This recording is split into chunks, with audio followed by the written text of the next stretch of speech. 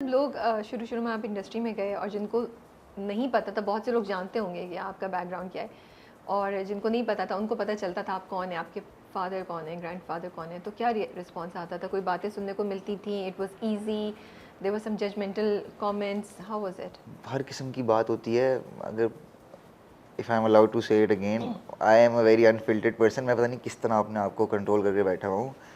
लोग तो हमसे ये भी पूछते थे कि this is not me talking, this is people, okay. लोग हमसे ये तक पूछते थे बचपन में कि फलाने का रेट क्या है, फलाने का रेट क्या है। So these are the things जो हमें सवाल लोग करते थे, बिकॉज सोसाइटी को लगता है कि सिर्फ इसी टाइप के काम होते हैं दुनिया में। ये इंप्रेशन था इंडस्ट्री के ये बारे में। इंप्रेशन था इंडस्ट्री का। तो लोग तुमसे सवाल करते थे, हम कहते थे क्या कह रहे हो, किस चीज़ के, शूटिंग के रेट। फिर वो हमें समझाते थे कि बेटा हम शूटिंग की बात नहीं कर रहे हैं, हम किसी और चीज़ की बात कर रहे हैं। तो घटिया से लेके अच्छी हर किस्म की बात सुनने को मिलती है। बट वो बचपन में ट्रेनिंग होगी थी क्या, इन बातों को इतना इम्पोर्टेंस नहीं देनी। लोग अच्छी बात भी करेंगे, बुरी बात भी करेंगे। सही बात है।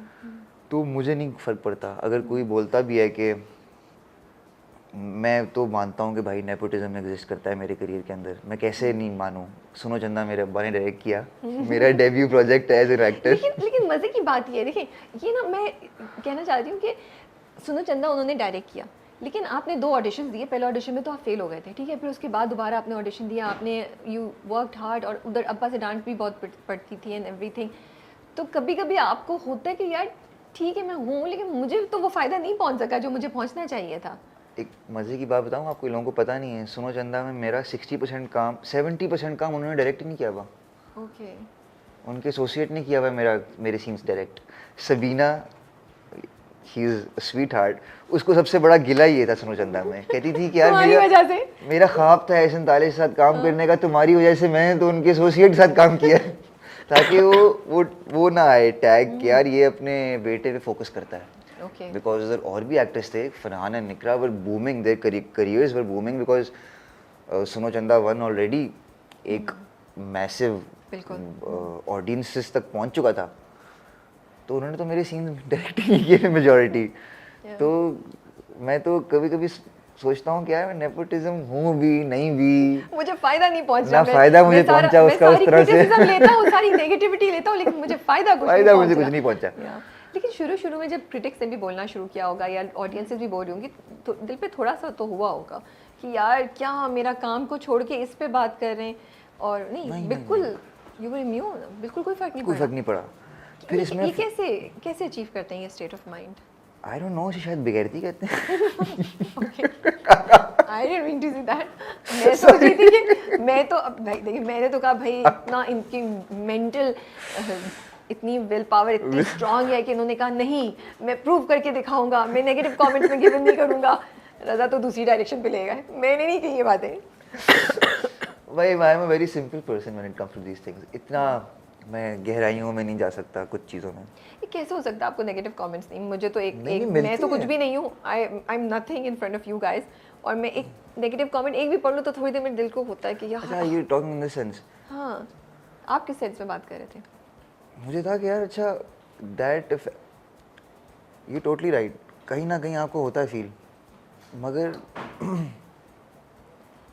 आपको पता होता है कि यार अच्छा ये किस बारे में बात कर रहे हैं। फॉर इंस्टेंस मैंने एक सॉफ्ट डेब्यू किया था, ताबीर एक ड्रामा आया था, उसमें लोग जब बोलते थे ना तो मुझे बुरा लगता था कि मैंने काम ही बुरा किया उसके अंदर। ओके। ठीक है ना, ठीक है। अगर गिल्टी कॉन्शियस होता था मैं। ठीक है, सही है। तो वो आपको आपका ब्रेन बता देता है कि यार तूने यहाँ ठीक नहीं किया था, लोग ठीक नहीं कह रहे हैं, तो आपको कुछ फील होता है। मगर अगर आपको पता है कि यार यू गेव योर बेस्ट, आपने अपनी तरफ से अपना बेस्ट कर लिया था, शायद बेहतर हो सकता था, फिर भले लोग आपको 100 गाली भी दे उसके ऊपर, आपको फिर फ़र्क नहीं पड़ता। ये भी अच्छा पॉइंट ऑफ व्यू है कि हाँ, बिकॉज आप खुद से जानते हैं कि आपने बिल्कुल सही किया हुआ है। और ये आपको, हम बचपन से स्पोर्ट्स बहुत ज़्यादा खेला है, तो ये वहीं से आया है। अक्सर होता है कि जिस दिन आपने मैच में बुरा खेला है उस दिन रात में नींद नहीं आती। ओके। क्या तूने क्या कर दिया, तूने इस तरह कर दिया। लेकिन जिस दिन आपने अच्छा खेला है अपनी तरफ से और आप हार गए हैं, तो आपको 100 बंदा बोले क्या तूने ये किया वो किया, it doesn't affect me. So yes, सब बच्चों को स्पोर्ट्स खेलना चाहिए बचपन में, बहुत चीज़ें सीखते हो आप इससे। स्पेशली एक्टर्स जो परफॉर्मिंग आर्ट्स करते हैं उनको तो इसका एक्सपीरियंस होना चाहिए, बिकॉज फेलियर से ही आप सीखते हो। और आपको फेलियर सिखाता है कि अच्छा हाँ यार 100 बंदे आपके फेलियर को प्रोजेक्ट करेंगे और जब आप जीतोगे तब भी 100 बंदे आपकी जीत को ना अपनी जीत बना के प्रोजेक्ट करेंगे। That's so true.